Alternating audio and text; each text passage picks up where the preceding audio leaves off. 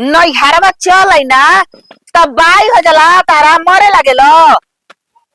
देखो पहले तो बिना पूछले से चले नैहर चल गई बड़ी। कहता नहीं कि जितना जल्दी हो सके अपन बुढ़िया बिस्तर उठाओ है आओ। का ची देखा तारा बैखरा भाई बना तो बैखरवा छूट जाई। जब ले हमारा भाई के बियाह बीती ना तब ले हमें आई नहीं। तोरा भाई के बियाह के हम टीका नहीं खेले ले ठीक ना। तू नहीं कर ले तो हम ले भाई ना हमार भाई हो। का हो गले दीदिया हो गइल बा का फोन करके अब कहतन कि आब बुलावा था ना। हां तो अबे नहीं खे जाए के बिना हमार बियाह अभी तले कहता हूं नहीं खे जाए के। हां तो ले बोल। हां गोल लागत है। सारा कहीं का गोड़ मत लगा साहब। कहता नहीं कि जितना जैसे कोई भी वही तक पहुंचा दो जाना तो हम केहू के इज्जत छोड़ब ना हो जा। देखो जीजा जब ले हमार बियाह ना बीती तब ले हम इन करे के जले जही ना देबे मैं दीदिया हियो ना। हां कैसे इना रही तो कैसे समारी कुल हां दीदिया हियो कि मेहर हियो। वैसे ई पागल होन का बियाह का करे के बाद रख लो जाओ करे के। ढेर नहीं का बोलते हां ताले बियाह हो गइल बा एकर कबार ले कबरबा तू झोटा आज बता टहरो टंगरिया तुरवा देबे के बाद जान लो के हम कहत नहीं कोनो मत खौलाओ ना तो आई तो कुल इज्जतिया बना दे कुल बियाह शादी बीत जी। ए दीदिया सुना तारे बियाह का हो गइल बाटे का जना तक हमरा के खरीद ले बड़ा जा तो आरा के खरीदल गइल बा हमरा के तू लोग नहीं खा जा खरीदल। तू बतिया समझावन करे हमार बियाह जब ले ना बीती तब ले नहीं खे जाए के। नहीं जाइब रे तू चिंता मत कर जो तोर बियाह बीत जाई तबे जाइब।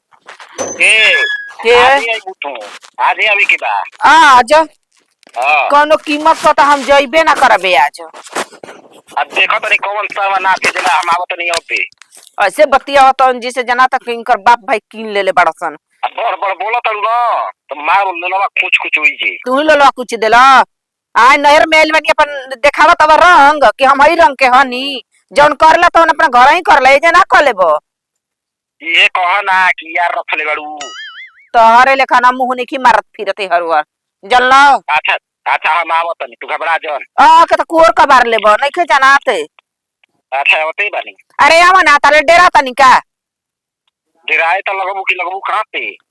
देखा नौटंकी मत कर तारे आदत नाटक करे के भिखा मांगा कहीं का जब तू तब कहला ना कि पैसा नहीं के रे कैसे बोलता रही रे हैं जना तक डेरा तनी का के हमार बाप भाई जनले रहता सन कि ऊपर देखई के बाटे नीचे ले खोखला बड़ा जा तब बिया हवे ना कर रहतन जा। अच्छा आवत नहीं रुक रुक जो रुक हमार लेके मेहरानू रहे ना कि तारा घर में रह गइल काट देला कटिए देब तू का जानता कि आकी में तू ही मर्द बड़ा कोई के नैहर गंगा छूटल बड़ी कि हमार नैहर छूट जाई अनुते नहीं।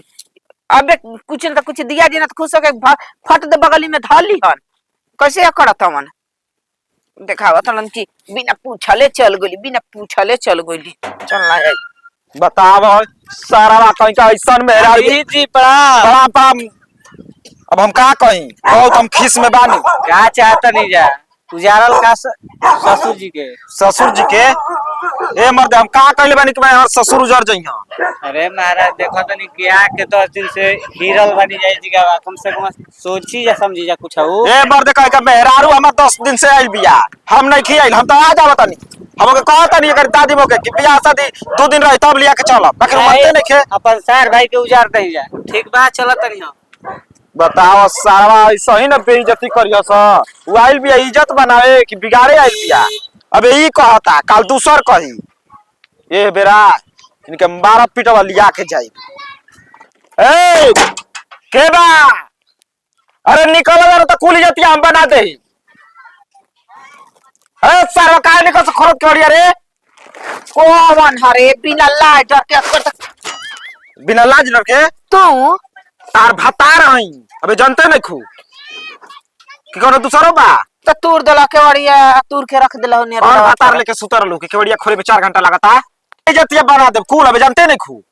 तारी इज्जत कहां बा कि तू अपन इज्जत के सोचा बा हार इज्जत बा तोर इज्जत बा रे तो दादी मो देखा मारा माथा के करो से पूछ के आइल बाड़ी के करो से रे तार ला शर्म नहीं के लागत आगे जो मारता रहा गांव घर के आदमी ताकत टुकु टुकु का कर गांव घर के आदमी ताकत तबे ना मुंह पर थूकी के भतार छोड़ के यार कहे आइल बिया जा के बता हमर नहर में यार बरसन कि बाप भाई कहां आइल बा तोहरे खातिर तिरखा डावेला हमरा खातिर ना आवेला छोटे छोटे मार के मुंह लाल कर दिहला अभी बहुत कुछ लाल बड़ा हमर के मेहरान में तार बाद दूसरी तो भाग गई तो भाग जो लेके भाग जो वे तो चाहतड़ी के जा रही बताओ हमारे भाई के बियाह बटिया के जो नौटंकी करता नी भाई के बियाह बा सर कोई रस तो के लिया रे ये कुछ न रे ए गोल लगता है बे सर का खुश मत रहा सा का ई बताओ कि तू लिया आवे कोई रहले के ना हम ना लिया गुरानी तो कैसन बियाह शादी बा कि सर के जाते नहीं के लिया आवे आई अपने से लुगा डुमरी उठाओ तड़ी चल दे तड़ी अब मन को तो हम कले ना रही। इतना सारा बोलता भुलाई यार चुप रहो कहानी ना है कि ज्यादा संतकाई बसना हम चले आई चिंता मत करो सन हमरा के अबे और बोड़िया बिस्तर जवन लुगा लाता लेके आइलो कभी तो चल न तो इधर चल यही लुगा पर का खिसियात नहीं महाराज चल घर में पहले घर में हम जाई घर में जाइले पड़ जाता हम लोग अरे तू एकदम खूब खिसियाल रे खूब खिसियाला बियाह रही वो दिन आई परछावन होई द्वार पर हम गाड़ी लेके आइबे के लिया के आज ठीक हां 10 दिन पहले ही ना 20 दिन दे सुनी जी का सुनी जी कोना पर तो मार मतिया दो गालवा करत रहलू अब जाई जेते बना दी राजा जी ना अब ऐसे मत कह के सुनाई गांव घर से इज्जत मत हंसवाई इज्जत हमारे मत बाप हंसाई भाई पर हंस फोनवा हंस- पर तो बुझाता कि दोबारी जान हो जाता है तुम देखावा जान बता ज्यादा खिसियाई मत बियाह बिता लियल जाओ तब जल्दी बियाह ना 1 मिनट अब नहीं खे बीते वाला वो जी 4 गो गरू भैंस वाला सही आदमी काम के आवता त छाटी बालो आ तो के लिया के तब जाई ना चल चल आएगा मगर